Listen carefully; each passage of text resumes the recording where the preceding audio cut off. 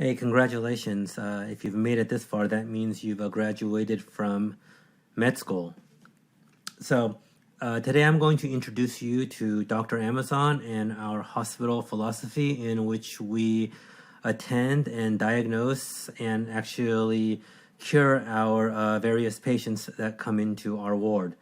So let's get started. So like with everything so far, I will be using the word patient and product interchangeably. And if you look on this slide, so just like our furry little friends here, products get sick too. And like real creatures, products will show symptoms and then also will have different personalities. So one product may have a much stronger immune system than others. So one might not even care what the competition is doing. It might not care if the competitor changes its price. That's called low price elasticity product. On the flip side, there's products that care. So if you look at something like a commodity, and a commodity is typically where you cannot differentiate one product from the other. A traditional commodity could be a nail. Is one nail different than the other? Probably not. So that's something that is highly price elastic. Depending on that, as your patients come in and as you monitor them, you'll know. You look at their medical records and you start to build a relationship with these products. You will know probably even before they open their mouth what the problem is. So what we have here is the homepage to the tool, and I'm gonna go over the methodology. There's 6 things we generally look at. So when the patient comes into the office, you want to see what kind of symptoms that they are exhibiting. Once you see those symptoms, hopefully you can quickly diagnose. But if you cannot diagnose, you would need to get some blood work done, which in our case, historical metrics of the product, which will, once you look at that, can hopefully point you toward a diagnosis. Once you're confident that you have diagnosed the issue and you think you know how to correct the issue, then we go in for the procedure. So the procedure in this case is the action. You take the action, you document everything that you did on that action, and then you can send the patient along their way, bring them back in 1 week and then or X days to follow up. And if you did what you wanted to do and you hopefully did it correctly, then your metrics will meet the goal that you were going for, and then you can move a patient from, let's say, unhealthy back to a healthy patient. And then finally, and probably the most important thing here, is preventive care. Once you understand each of your patients, you never want to see them in the office again. So if you can get ahead of the disease, then all the better. Once you go into the tool, you'll want to go to the screener page. This is going to be the quickest way to screen all of your products to see which ones are showing symptoms of quote-unquote bad health. So you can see over here on the health, it's scored from 0 to 3, with 0 being healthy and then 3 being worse. So you can think about it as stages of cancer. As you go through the various stages of cancer from 1 to stage 2, 3, 4 cancer, it's getting worse and worse, and you're slowly moving toward mortality. So looking here, if it's 3, you got to take the guy to the emergency room right now. Something like a 2 or a 1 you might be able to do with a booster shot, and 0s and 1s you probably can just do with some preventive care. But the goal is to move your 3s back to 0s and make sure your 1s and 2s don't become 3s.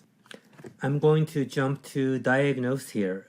So a lot of times when I get a patient that's at a 0 and or 1, it's pretty easy to see what they do. I just hit the expand button here, and then once you expand, it'll bring up the core metrics. And just by honestly looking at these, looking at the different health bars for each metrics, you can probably figure out what is going on with this particular patient. And hopefully this will help you come up with a quick diagnosis.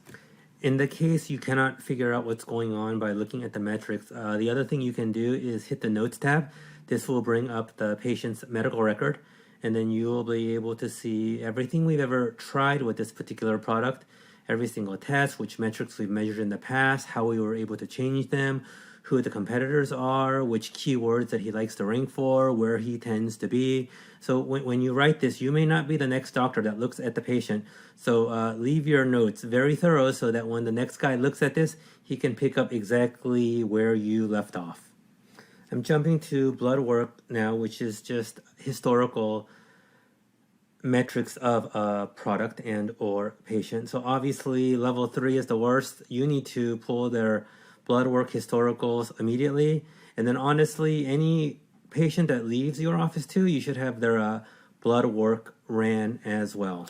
I'm going to go into the results of the blood work, which is here on the left. It's a bit hard to see, so let me take you to the actual file. If you look in here, you put your patient's record number, which is the ASIN in the top left corner.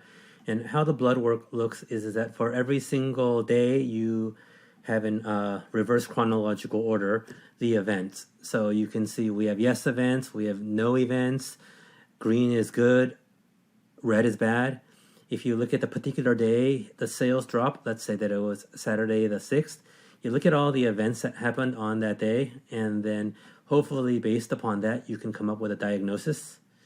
And you can essentially, let's say, scroll down and look at everything that the results have told you. But not only are you going to measure yourself, you're going to measure his top 5 competitors for what you can pull the data from, because sometimes things do stay static and really nothing changed with our patient, but for external reasons or externalities around him changes, which again can cause a drop. And there's soft numbers too. I mean, there's sometimes when the whole market will just fall. So if your sales are down week over week, it might not be a bad thing if you can just prove that during that time, that's just what the market did. And again, as you get better at this, you will get faster at reading this chart and coming to your eventual diagnosis. Back to this slide, on the right side here, I have what I call my X-ray chart. It's essentially the same thing as the blood work, but the blood work results are now mapped along this axis here. So you pull one of these metrics, and then you can see all the events that happened on that particular day. So again, if sales fell on a particular day, you correspond them with the events here, and then each of these letters stand for an event, and you can look down and D, bad review. That's probably what happened. Finally, the last 2 slides, it might even be the most 2 important elements. One is follow-up. You can only learn from what you've done in the past. The better you keep your notes and everything that you've ever tried, you call it A/B testing, ABC testing, trial analysis, the better that you will know what works and will not work. So you can quickly solve your problems much quicker, especially if you have 3,000 SKUs. There's no way you're going to get to see each patient. And the final one is that preventive. Let's stop these before they happen. Yeah, I can get knocked off of page 1 and eventually I can get back to page 1, but it's not an easy process and it's expensive. And guess what? Sometimes you don't make it. So again, preventive is the key. So let's get all of our patients healthy. Let's get them back to a level which they're flourishing at. And again, let's hope we never see them in the hospital. This concludes this segment of the video. I'm going to tell you guys, hey, go back and watch the KPI videos, go watch the metrics and the strategy videos, because everything from now on out is going to get a lot more complicated as we introduce some of the other tools and some of the advanced strategies and tactics that are out there. Alrighty, thanks. Let's keep our products safe.